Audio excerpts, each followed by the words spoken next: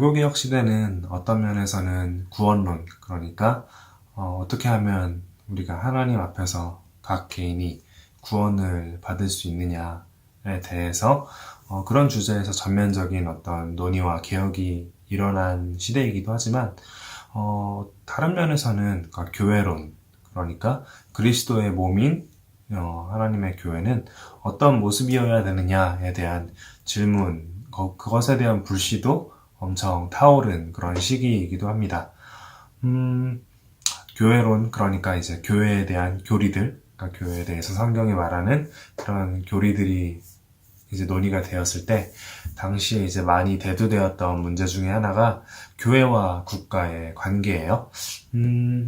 지금도 이제 우리나라는 우리나라뿐만은 아니지만 교회와 국가, 그러니까 이제 교회가 국가나 이제 세상 어떤 사회 참여 또 정치 참여에 대한 거에서 이제 어떻게 해야 되느냐라는 문제도 있고, 또 국가가 교회 문제에 간섭을 할 수 있느냐 이런 문제도 이제 간간히 이제 때로는 많이 이슈가 되는 것을 이제 볼 수 있습니다. 그리고 어떤 면에서는 되게 중요한 주제이기도 한 것 같아요.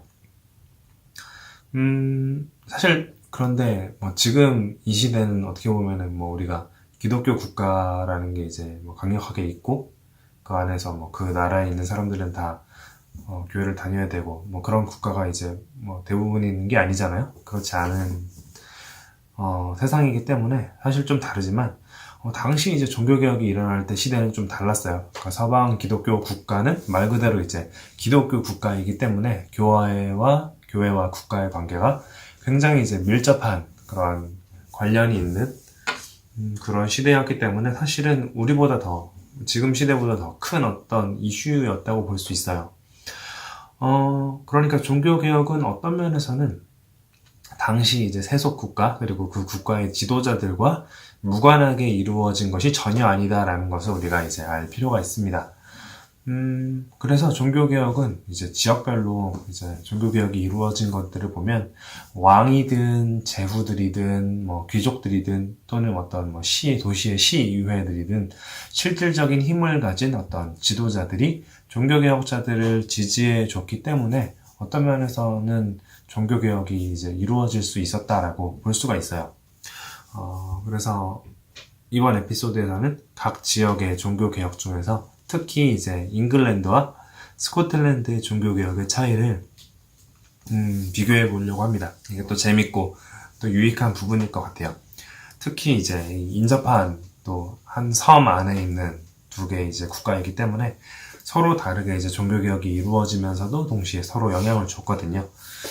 잉글랜드를 먼저 생각을 해보면, 잉글랜드는 이제 국왕을 중심으로 종교개혁이 일어났어요. 그러니까 국왕 중심으로 이제 개혁이 이루어졌기 때문에 물론 종교개혁자들의 이제 노력이 되게 많이 있기는 했지만 국왕의 의지가 이제 제일 중요했던 거죠. 그래서 쭉 한번 역사를 훑어보면 완전 가톨릭도 아니고 완전 개신교도 아니었던 그런 헨리 8세부터 시작을 해서 그 다음에 헨리 8세 이제 아들로서 종교개혁을 이제 아주 잘 지지한 에드워드 6세도 있었고요. 그리고 그 다음을 이은 사람이 유명한 블러디 메리, 그러니까 메리 튜더라는 여왕인데 가톨릭을 철저하게 지지했죠.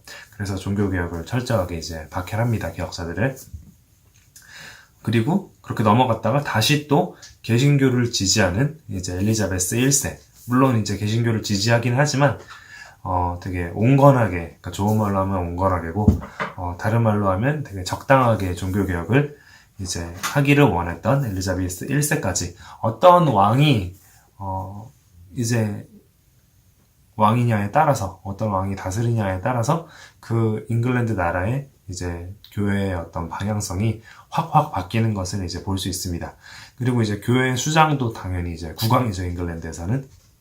그래서 교회와 국가가 아주 밀접한 관계를 가지고서 이제 서로가 서로에게 관여하는 것을 당시 이제 잉글랜드 교회에서는 볼 수가 있어요. 반대로 스코틀랜드는 다른 면에서 좀 다르게 국왕에게 어떤 면에서는 대항해서, 그러니까 반란 같은 대항을 통해서 이루어진 개혁이라고 볼 수 있어요. 그래서 지난번에 존 녹스 이야기할 때도 잠깐 나갔죠. 물론 이제 당시 메리 스튜어드 여왕은 프랑스에 있었어요. 프랑스에 있었고 지난번에 이야기했던 것처럼 섭정이었던 그러니까 메리 스튜어트 여왕의 엄마인 섭정 기즈의 메리가 물론 이제 스코틀랜드에 있던 상태였긴 하지만 그러니까 뭐 국왕이 이제 있었던 상태는 아니죠. 국내에. 하지만 어쨌든 그 국왕파의 여왕파의 세력에 대항을 해서 종교개혁을 지지하는 이제 귀족들의 힘을 입어서 어떻게 보면 이루어진 종교개혁이죠. 그들의 힘을 입어서 녹수와 같은 사람들이 국왕파에 맞서서 이룬 개혁이기 때문에 처음부터 이 종교개혁 안에서 스코틀랜드에서는 왕이 교회에 간섭할 여지가 그렇게 많지가 않았어요. 그리고 스코틀랜드에서도 이제 물론 나중에 보면 국왕이나 또 의회나 귀족들이 이제 교회가 국가로부터 완전히 독립하는 것을 별로 좋아하지는 않았기 때문에 계속 충돌이 있었어요. 있었지만 그래도 잉글랜드에 비해서는 훨씬 독립적이었고 그리고 특별히 스코틀랜드의 장로교, 그러니까 장로회주의자들은 앤드류 이제 멜빌이라는 유명한 종교개혁가가 있는데 그런 앤드류 멜빌이라는 사람을 중심으로 해서 국가와 교회의 영역을 되게 엄격하게 분리를 하고 이제 국가가 교회에 간섭하는 것을 반대했고요. 그리고 또 반대로 교회에서 이제 직분을 가진 사람들이 국가 정치의 일을 이제 직접 맡아서 그 정치에 직접적으로 참여하는 것에 대해서도 이제 굉장히 반대를 했습니다. 그래서 스코틀랜드는 이제 어떻게 보면은 국가와 교회의 어떤 분리를 추구하는 모습이 훨씬 강하게 나타난다라는 것을 볼 수가 있어요. 어떻게 보면은 같은 장로회주의임에도 불구하고 잉글랜드는 또 약간 모습이 달랐어요. 잉글랜드 장로회주의자들은 대표적으로 이제 월터 트레버즈 같은 청교도 장로회주의자가 있었는데 이 월터 트레버즈란 분은 교회에 있어서 교회의 수호자로서 경건한 군주인 잉글랜드 왕의 역할을 이제 강조를 많이 합니다. 그래서 이제 교회의 어떤 문제에 있어서 왕이 직접적으로 이제 개입을 이제 하도록 허용한 것까지는 아니었지만 하지만 이제 어떤 예외적인 교회 위기 상황들 속에서 국왕이 경건한 군주가 해야 될 그 교회의 어떤 문제 해결을 위해서 국왕이 참여해서 그 문제들을 해결해야 되는 그런 비상시의 역할을 이제 강조를 한 거죠. 그래서 이렇게 이제 강조한 이유는 어떻게 보면 이제 국왕이 굉장히 잉글랜드 내에서 힘이 있었고 그리고 그런 국왕이 보기에 장로교 정치, 장로회주의 정치 체제로 교회를 만들자라는 거는 어떻게 보면은 교회의 권력을 쥐고 있는 국왕한테 대항을 하는 거잖아요. 그래서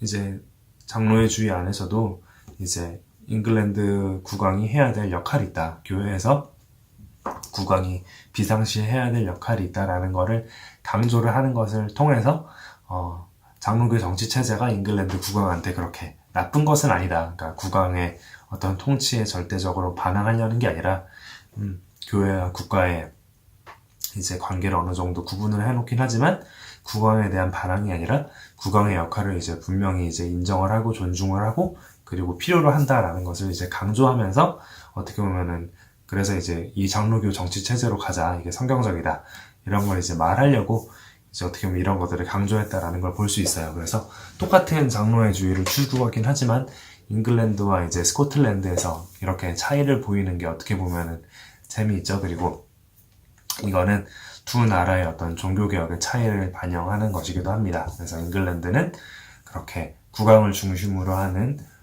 종교개혁의 모습을 띠게 된 거고 스코틀랜드는 어떻게 보면 국왕에 대항해서 일어난 종교개혁을 시작으로 해서 계속 국가와 교회의 분리를 주장하는 그런 이제 목소리가 더 강했다라는 거 그런 것들을 이제 알아두면 되게 좋을 것 같습니다. 네, 오늘은 잉글랜드와 스코틀랜드 두 나라의 종교개혁이 이제 어떤 차이점이 있는지를 이제 간단하게 이야기를 해봤고요. 다음에는 또 이제 관련해서 또 재미있는 이야기들을 아니면 유익한 이야기들을 찾아보도록 하겠습니다. 네, 다음에 뵙겠습니다.